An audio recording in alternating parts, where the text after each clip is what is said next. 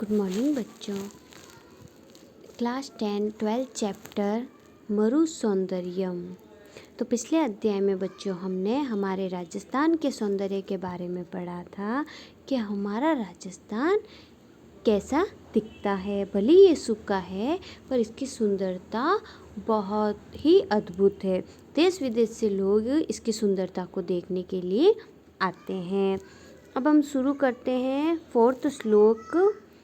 सशीतलो गंधर्वः समीरः तीतराणां मधुरो विरावः तन्वर्तनं बहविभूषाणां समुप्लुतिशा च गुणमाणां। क्या कहता है कवि? सशीतलो, सशीतलो यानी वह शीतल, गंधर्वः यानी सुगंधित, समीरः यानी वायु, तीतराणाम मधुरो विरावः तीतरो तीतर होता है उसके बारे में बताया है। मधुरो विरावः यानी उसकी गुंजन मधुर है।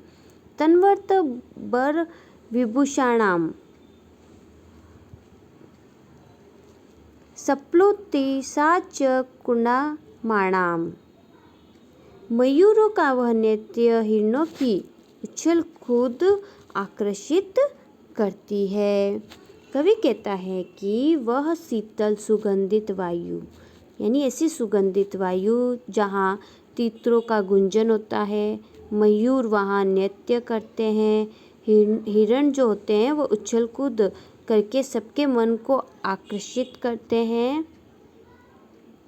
अर्थात सभी को आकर्षित करते हैं जिससे सभी देखने के लिए आते हैं। इस प्रकार से हमारा राजस्थान में शीतल वायु है, तीतरों का गुंजन है, मयूर जो होते हैं मोर वो नृत्य करते हैं और हिरणों की उछल कूद से सभी का मन आकर्षित होता है। फिर है ते तुंदिला स्वादुरसा कलिंगाश शारदी चंचल चंद्रिका च स्फूर्ति स्फुरन्ति स्फुरगावलिषु क्रमेलकानां गतश्च तास्ताः। कवि क्या कहता है हमें? ते तुंदिलाः यानी वे मोटे, स्वादुरसाः स्वादिष्ट रस वाले, कलिंगा शारदी, कलिंगा का मतलब होता है मदिरा, शारदी चंचल चंद्रिका च यानी शरद ऋतु की वह चंचल चंद्रिका, स्फूर्ति स्फुरन्ति स्फुरगालिषु यानी पक्षियों की वह फड़कती फुदकती कुर्ती, स्फुरगालिषु यानी पक्षियों की कतार में, एक है स्फुरन्ति यानी फुदकती फड़फड़ाती हुई, एक है स्फूर्ति है यानी फुर्ती। 3 अर्थ दिए हुए हैं यहाँ पर। क्रमेल का नाम, क्रमेल का नाम यानी ऊँटों का,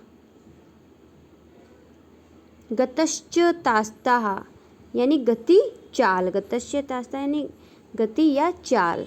तो कवि हमें क्या कहता है कि वे मोटे मोटे स्वादिष्ट रस वाले मतीरे, शरद ऋतु की वह चंचल चांदनी, पक्षियों में वह फड़कती फुदकती फुर्ती और ऊँटों की वे तेज गतियाँ जिसके मन को आकर्षित नहीं करती, अर्थात सभी के मन को बलात् अपनी ओर आकर्षित कर देती है।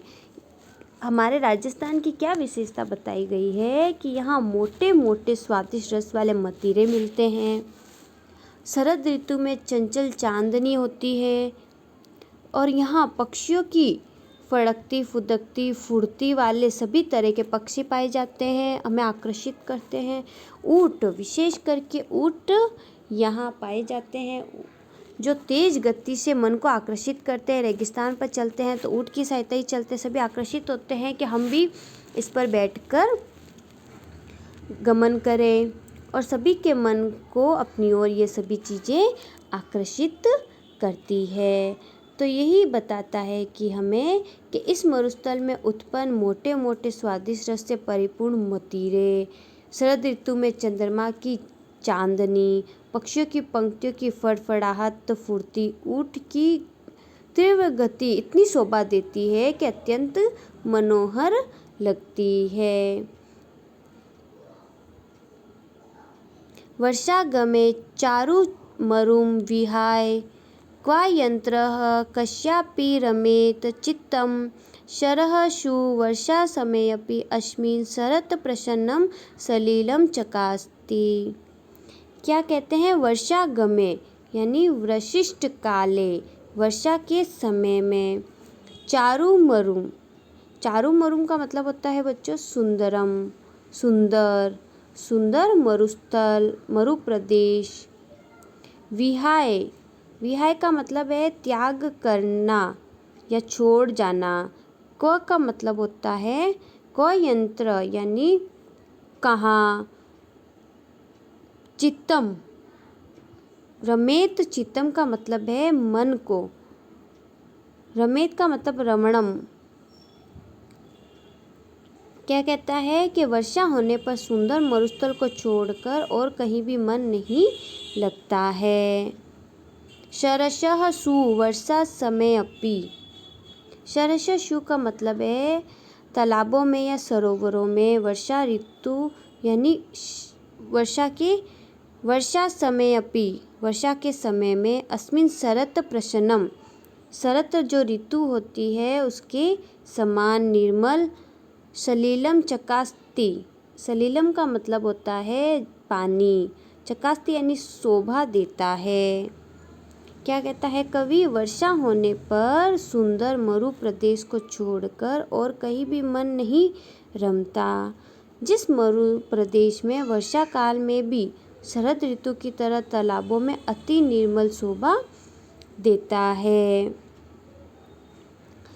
जब वर्षा के समय यहाँ मरुस्थल का दृश्य अत्यंत सुंदर लगता है। जब वर्षा होती है तो अत्यंत सुंदर लगती है, इसीलिए वर्षा होने पर इस सुंदर प्रदेश को छोड़कर कोई मनुष्य कहीं भी अन्य स्थान में जाने की इच्छा नहीं करता है, जिससे दूसरी जगह जाने का भी मन नहीं करता। इस मरु प्रदेश में वर्षा काल में भी शरद ऋतु की तरह तालाबों में पानी स्वस्थ और निर्मल सुशोभित होता है, यानी सूखा नहीं दिखता, हमें बहुत ही आकर्षक लगता है। गावः प्रसन्नाः मनुजाः प्रसन्नाः देवा प्रसन्नाः व्रतदान यज्ञे किं नाम तदर्न मरो स्मृदं विद्या स्मृदं भवता विधेयः। गावः यानी गाय, प्रसन्नाः यानी खुश, मनुजा यानी मनुष्य, देवा प्रसन्नाः यानी देवताओं के प्रसन्न, व्रतदान यज्ञ यानी दान और यज्ञ के कर्म से। गाय खुश है, मनुष्य भी प्रसन्न है, दान व यज्ञ करने से देवता भी प्रसन्न है। किम नाम तदनः मरो, किम नाम, स्मृद विद्या स्मृदो भवता विधये।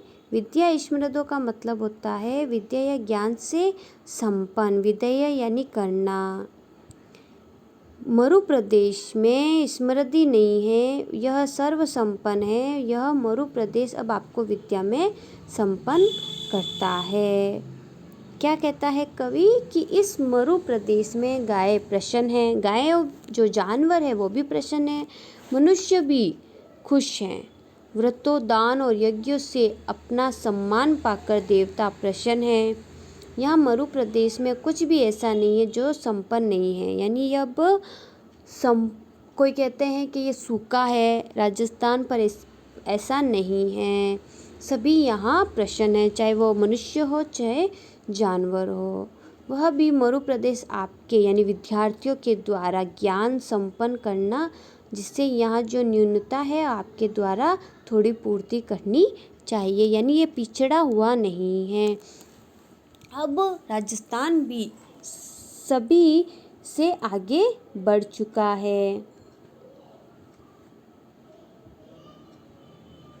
मानम, मनीषा, मैत्री, मरुदृषणा, मरीचिका, मृगः, मूर्धन, मनुष्याणाम, उष्णीशम, मुख्यमर्राऊ। मानम, मानम का मतलब है आदर, सम्मानम। मनीषिता, मनीषिता यानी विचारशीलता। मैत्री, मरुदृषणम, मैत्री यानी दोस्ती, मरु यानी हवा, मरीचिका यानी मृग मरीचिका जो होती है वह, यानी सम्मान, विद्वता या विचारशीलता, मित्रता, दोस्ती। मृगा का मतलब होता है यहाँ मृग, मर्जिन यानी सिर पर, उष्णीशम यानी पगड़ी या साफा, मरुस्थले प्रधान यानी रेगिस्तान में खास है, जो सम्मान, विद्वता या विचारशीलता, मित्रता, दोस्ती। हवा, गर्म हवा, मृग तृष्णा, सभी मनुष्य के सिर पर पगड़ी, साफा, ये सभी इनकी विशेषता बताई गई है इसमें। कि राजस्थान की क्या विशेषता है? इस प्रदेश में लोगों का सम्मान, इनकी विद्वता यानी विचारशीलता, आपसी मित्रता, गर्म हवा, मृग तृष्णा, हिरण, मनुष्य के सिर पर साफा, ये सभी इनकी विशेषता की शोभा देते हैं। तो यह इनकी विशेषता बताई गई है कि राजस्थान कैसा है।